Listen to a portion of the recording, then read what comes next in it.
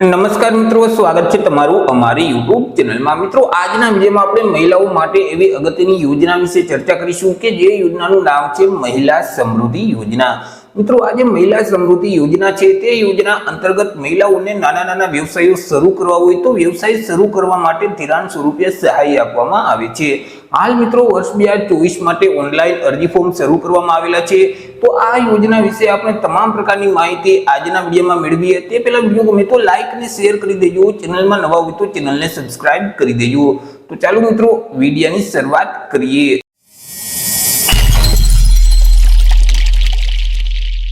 તો સૌથી પહેલા મિત્રો આપણે ચર્ચા કરીશું આ યોજનાના મુખ્ય હેતુ વિશે કે યોજનાનો મુખ્ય ઉદ્દેશ શું છે।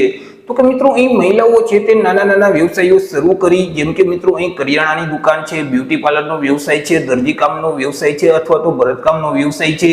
તો આવા નાના નાના વ્યવસાયો શરૂ કરી અને પોતે તેમાં રોજગાર મેળવી શકે, પોતે આર્થિક રીતે આત્મનિર્ભર બની શકે તે હેતુ માટે ગુજરાત સરકાર શ્રી તરફથી મહિલા સમૃદ્ધિ યોજના અમલમાં મૂકવામાં આવેલી છે કે જે યોજના અંતર્ગત મહિલાઓને વ્યવસાય શરૂ કરવા માટે ધિરાણ સ્વરૂપે સહાય આપવામાં આવે છે। ચર્ચા કરી લઈએ મિત્રો સહાય વિશે કે યોજના અંતર્ગત સહાય કેટલી આપવામાં આવે છે। તો કે મિત્રો, આ યોજના અંતર્ગત ધિરાણ સ્વરૂપે એટલે કે લોન સ્વરૂપે સહાય આપવામાં આવે છે। રૂપિયા 1 લાખ સુધીનું ધિરાણ છે તે મળવાપાત્ર થશે। એ મિત્રો, ધિરાણ એટલે કે લોન આપવામાં આવે છે જેથી કરી સ્વાભાવિક છે કે તેના પર વ્યાજની ટકાવારી અવશ્ય લાગુ પડશે।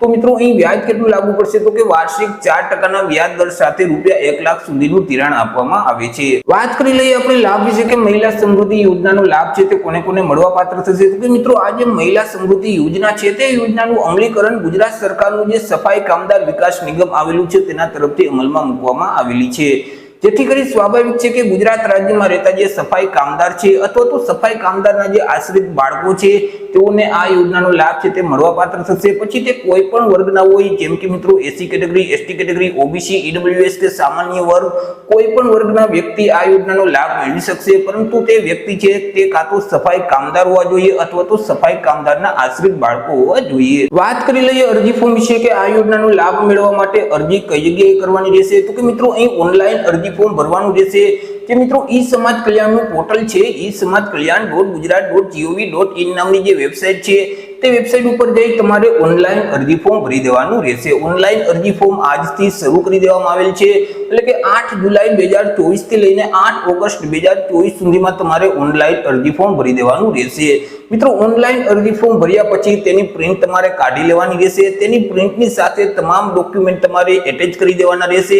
અને મિત્રો, તે અરજી ફોર્મ છે તે 31 ઓગસ્ટ 2024 સુધીમાં તમારા જિલ્લામાં આવેલ જે ગુજરાત સફાઈ કામદાર વિકાસ નિગમની જે કચેરી છે ત્યાં તમારે અરજી ફોર્મ સબમિટ કરી દેવાનું રહેશે। ચર્ચા કરી લઈએ મિત્રો આપણે ડોક્યુમેન્ટ વિશે। તો કે અહીં અરજદારનું આધાર કાર્ડ છે, રેશન કાર્ડ છે, ત્યાર પછી ચૂંટણી કાર્ડ છે, રહેઠાણના પુરાવા તરીકે કોઈ પણ એક ડોક્યુમેન્ટ આપવાનું રહેશે। જો અનામત વર્ગના અરજદાર હોય તો ત્યારે મિત્રો અહીં જાતિનો દાખલો આપવાનો રહેશે। ત્યાર પછી વાર્ષિક આવકના દાખલાની જરૂર પડશે, બેંક પાસબુકના પ્રથમ પાનાની નકલ અથવા તો રદ કરેલ ચેક આપવાનું રહેશે અને તે અરજદારના નામનું જોવું જોઈએ। તે સિવાય અરજદાર છે તે સફાઈ કામદાર અથવા તો સફાઈ કામદારના આશ્રિત છે તેવો મિત્રો એક દાખલો એટલે કે પ્રમાણપત્ર આપવાનું રહેશે। તો અરજી ફોર્મ ભરતી વખતે તમારે આટલા ડોક્યુમેન્ટની જરૂર પડશે। તો આવી રીતે મિત્રો ગુજરાત રાજ્યમાં રહેતા જે સફાઈ કામદાર અથવા તો તેમના જે આશ્રિત બાળકો છે તેમના માટે અગત્યની યોજના કહી શકાય મહિલા સમૃદ્ધિ યોજના, કે મહિલાઓને જો નાના નાના વ્યવસાયો શરૂ કરવા હોય તો વ્યવસાય શરૂ કરવા માટે ધિરાણ સ્વરૂપે રૂપિયા 1 લાખ સુધીની સહાય આપવામાં આવી છે। આશા રાખું છું વિડીયો પસંદ પડ્યો હશે। વિડીયો પસંદ પડ્યો તો લાઈક અને શેર કરી દેજો, ચેનલમાં નવા હોય તો ચેનલને સબસ્ક્રાઇબ કરી દેજો। ફરી મળીશું એક નવા ટોપિક સાથે એક નવા જ વિડીયોમાં। ત્યાં સુધી જય હિન્દ, વંદે માતરમ।